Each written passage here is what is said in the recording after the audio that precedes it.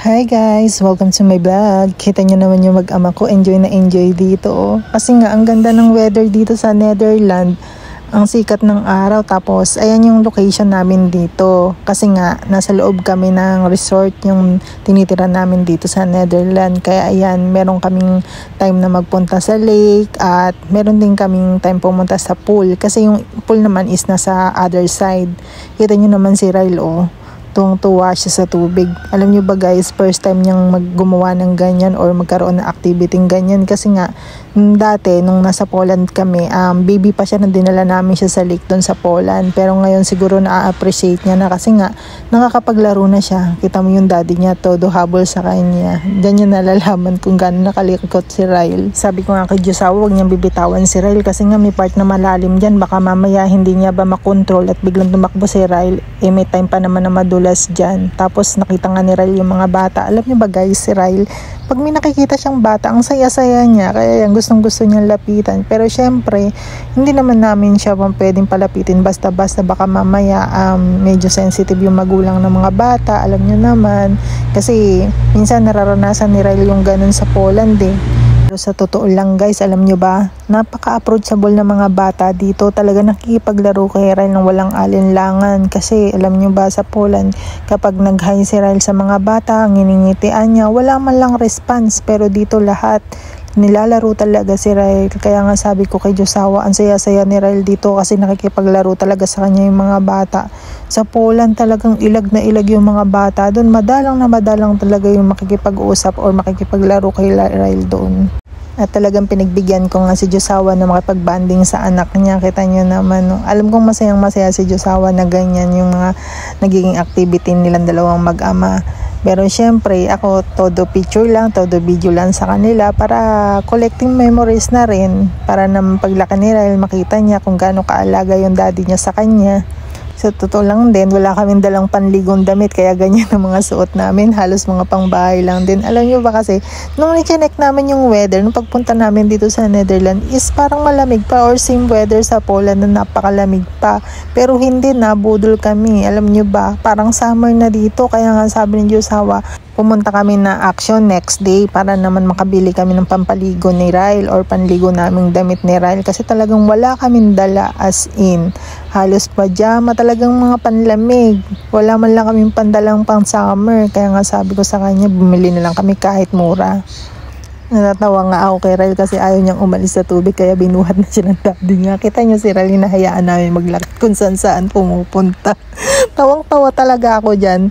Kaya naman nag-voice over ako. Alam niyo ba, nakamute pala yung speaker ng cellphone ko. Kaya yan, wala tuloy yung sound. Ang saya-saya pa naman ni Ryle. Kung naririnig niyo lang kung paano siya tumawa, kung paano siya sumigaw. Grabe, ang saya talaga niya. Parang kailan lang si Ryle, lagi-lagi ko lang siyang buhat. Pero ngayon, kita nyo naman, tumatakbo na. Bilis-bilis pang maglakad. Kita nyo, sobrang kulit. Talagang naaami siya sa mga nakikita niya.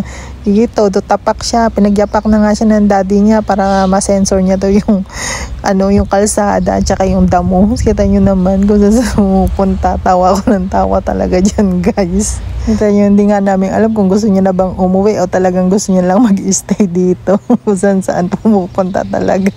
Sabi ko nga kay Josawa, ingat-ingatin, baka mamaya may mga basag na bote, mamaya maano ba yung paa ni Ryle, masugat. Kaya ayan, sabi ko sa kay Josawa, wag basta hayaan o wag basta iwanan. Pero si Josawa, alam niyo na ba, yung mga European, talagang hinahayaan nilang maglalakad kahit baby. Pero ako, napaka-protective ko kay Ryle. Hindi ko siya basta talaga pinababayaan. Siyempre, masyado nang malikot kasi si Ryle eh.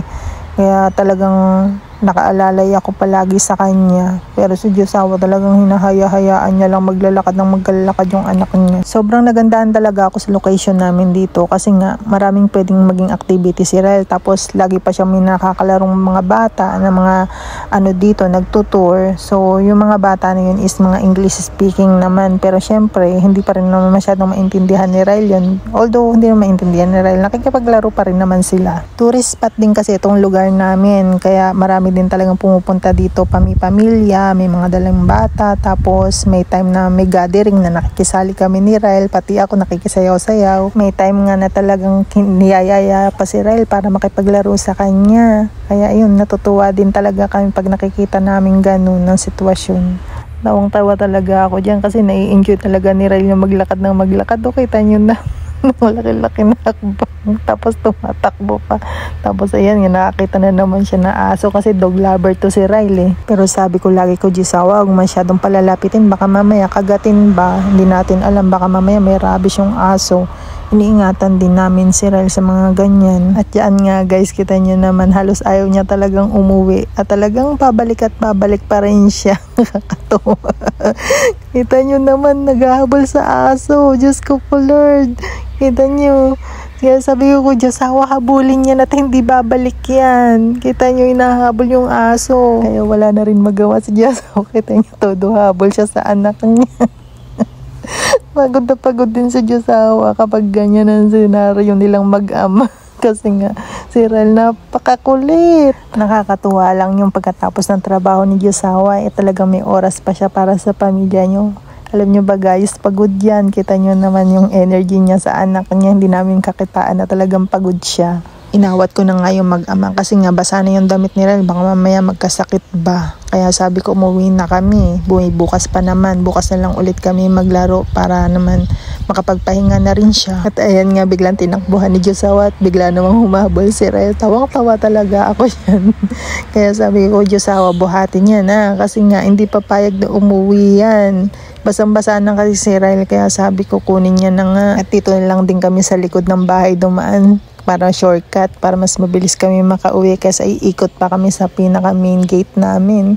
So yun yung kita nyo, mag-ama, naglaro pa sila. Ganyang activity na kasi ang gusto ni Ryle, yung laging nasa labas, yung naglalaro. Kaya minsan talaga pagod din talaga ako at minsan ayaw niyang kumain kasi gusto niyang maglaro at gusto niyang pumunta sa labas. Pero ako talagang pinipilit ko muna siyang kumain bago ko siya ilabas. Tapos pagkatapos niya maglaro at napagod siya, tsaka doon siya matutulog. So lang guys.